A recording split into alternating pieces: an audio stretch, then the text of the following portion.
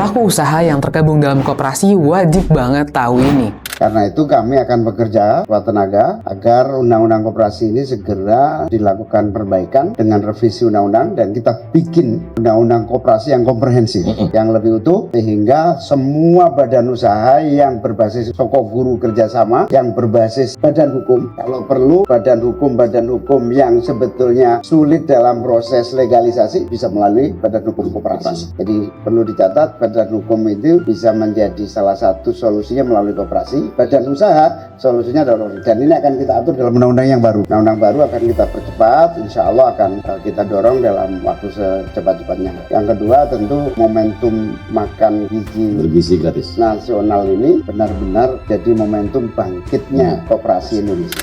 Sebagai prioritas Presiden Prabowo Subianto yaitu program makan bergizi gratis atau MBG, koperasi punya kemungkinan besar untuk terlibat penuh. Hal itu juga kembali dipertegas oleh pernyataan Menteri Koperasi Budi Aris Setiadi yang menegaskan bahwa pihaknya sedang mengupayakan agar koperasi dapat terlibat aktif di setiap tahap implementasi program.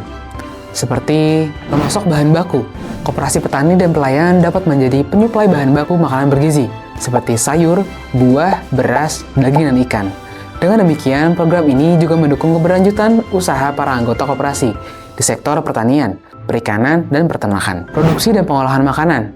Koperasi yang bergerak di sektor jasa kuliner atau UMKM dapat dilibatkan dalam proses produksi makanan sehat yang sesuai dengan standar gizi, distribusi, dan pengantaran. Koperasi jasa logistik dapat menjadi mitra untuk memastikan makanan bergizi sampai ke sekolah-sekolah di seluruh Indonesia, termasuk daerah terpencil. Dengan menjadi bagian dari program nasional ini, koperasi memberikan peluang ekonomi yang lebih besar bagi anggotanya, sehingga bisa meningkatkan pendapatan anggota. Selain itu, keterlibatan koperasi dalam program berskala besar seperti MBG akan memperkuat posisi koperasi sebagai pilar ekonomi kerakyatan.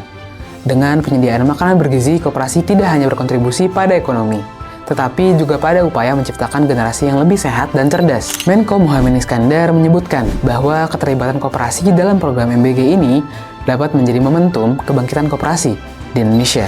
Dengan pengelolaan yang tepat, koperasi tidak hanya menjadi penggerak ekonomi lokal, tetapi juga menjadi aktor utama dalam menyukseskan program nasional. Gimana nih, Kopers yang menjadi pelaku usaha? Tertarik untuk ikut menyukseskan program ini?